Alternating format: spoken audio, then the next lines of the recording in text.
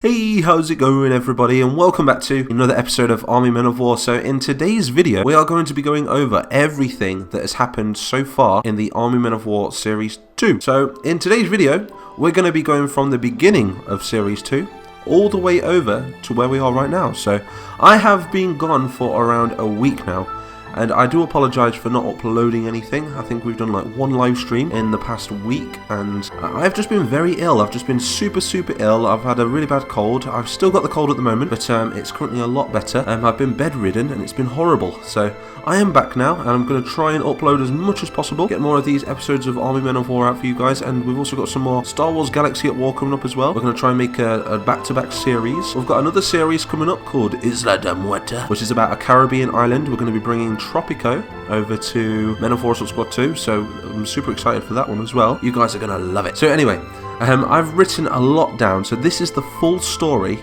of Series 2 of Army Men of War, so I hope you enjoy. Do leave some feedback, like and subscribe, and here we go. So the Great Colonial War in the Human Dimension ended with a RGB coalition victory, and with this devastating loss for the Tan Empire came an economic collapse back in the plastic dimension. This resulted in the storming of the Tan Imperial Palace by the Orange leader, Rumek. He killed the Tan Emperor and laid claims to the throne of Tangeria, therefore crowning himself Sultan, giving the orange plastic race ultimate control of what used to be known as the Old Tan Empire.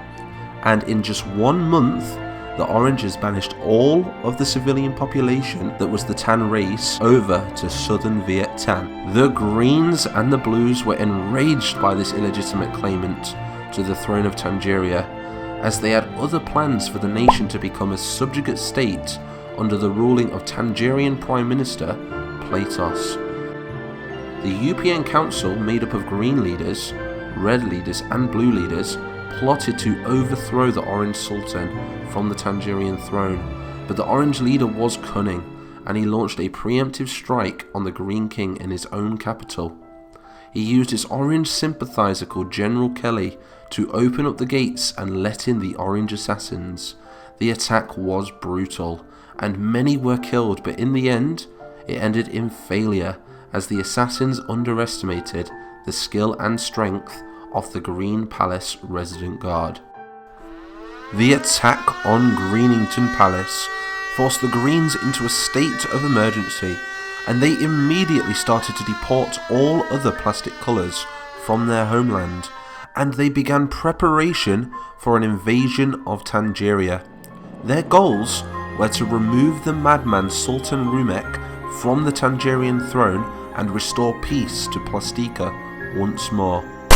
Meanwhile, back in Tangiers, the capital of the Orange Nation, Sultan Rumek overlooked the deployment of the Orange Navy and began preparation for engagement near the city of Valiput, which is a southern port that belongs to the Greens. The Sultan himself will accompany the vessels with around 3,000 marines and around 500 aircraft units. On the second day out at sea, he ordered the invasion of Valiput, and the Green Navy had no idea what was about to come their way. Hundreds of Tangerian planes filled the sky, and in just 1 hour managed to destroy most of the Green Navy in what was supposed to be an impenetrable coastal city. The Greens were in tatters, and the king clearly underestimated the Tangerian regime, so he called for help from King Scotfrey, who is the king of Blutania. He was hesitant to get involved at first, but the Green promised him land, and the Blues are always tempted when it comes to new lands and riches to conquer. 1 week after the Battle of Valiput, the Greens and the Blues mounted a full naval invasion of Istanbul in the hopes of securing the old Tangerian Prime Minister Platos. They wanted to bring him back safely to Greenland. A vicious battle was fought against the Tans and the Tangerians on the beaches of Istanbul, and also inside the city itself. It wasn't long until the Greens and the Blues pushed through towards the presidential palace. The Red Union then sent a telegram across the river Volga, informing all blues and greens to pull out of Istanbul, as it was not in the best interest anymore of the Red Union.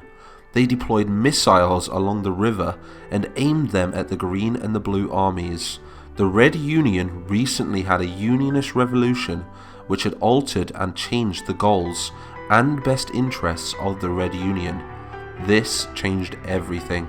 The Green King and the Blue King pleaded at a UPN conference for the Reds to back them, but the Red leader Tsar Valentin insisted that the Western democratic ideologies remain away from unionist borders. So the Green and Blue armies had no choice but to evacuate just after the Battle of Sabertooth Ridge. But on the positive side, they did have another plan, as they managed to secure the Tangerian Prime Minister.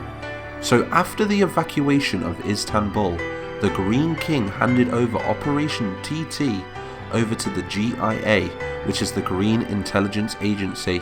Their plans from the get-go was to restore a Western-influenced Tan government to the Tan Empire, but with all the commotion, plans had to be changed. The Reds were no longer backing the Blues and the Greens, which meant that the coup was the only way that they could get what they wanted. In the Mili Mountains in southern Greenland was a secret facility. This was where the portals were kept, and also one of the 4 great powerful plasticium crystals. In a remote room, the GIA agents briefed Platos for an upcoming coup. They flew him out to Saigon, which is the capital of southern Vietnam. They handed him a briefcase containing millions of plastic credits, and they told him that the op was a go. Platos was a veteran of the First Great Plastic War. He had many connections to the Tan paramilitaries and instantly organised a march on the north. The Green plans were to unify Vietnam and create a war from within itself. The beginning of the Tangitan Wars was about to commence. Platos and a band of around 100 men rounded up the local Orange garrison at gunpoint, and they entered the northern capital of Tanoi. They started setting up a rally in the town square. Civilians from all over poured in to view the illustrious Tan leader, and some of them began to sign up to fight for the Tan cause. This was amazing. Not a single bullet was fired until the Orange garrison leader and commander-in-chief of the northern Vietnamese forces marched into the city of Tanoi. His name was General Tang, and he was renowned for his brutality, especially when it comes to rebellions. In a matter of moments, machine gun fire erupted in the streets of Tanoi. Civilians hid in their homes, and roadblocks were established to try and stop the advancing Tangerian vehicles from entering the square. Platos, though, remained true to his nationalistic tendencies and stood his ground with just a handful of his men. He was an absolute slaughter for the Tans, as Platos was soon hit in the shoulder and the leg by incoming orange bullets. His comrades then dragged him off the battlefield and into the forest as the orange soldiers secured the town once more. The Northern Rebellion was a failure. But all hope was not lost, as reporters from all over Plastica spread the word of the slaughter in Tanoi that day, and rage erupted in the city of Saigon in the south. Even plastic children started doing their bit by digging up the roads near the military bases and throwing stones at Tangerian checkpoints. The Tangerians had no choice but to pull out of South Vietnam, as it was just too dangerous without any army present. Platos went into hiding in the north. He made camp in the forest near the city of Tan Chi Minh.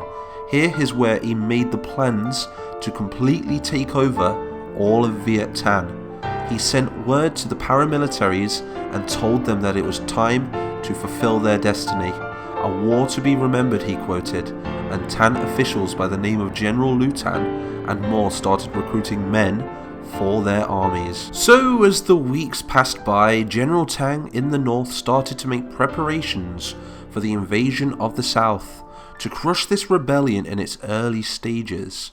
But his supply convoys were constantly disrupted by rebel guerrilla ambushes.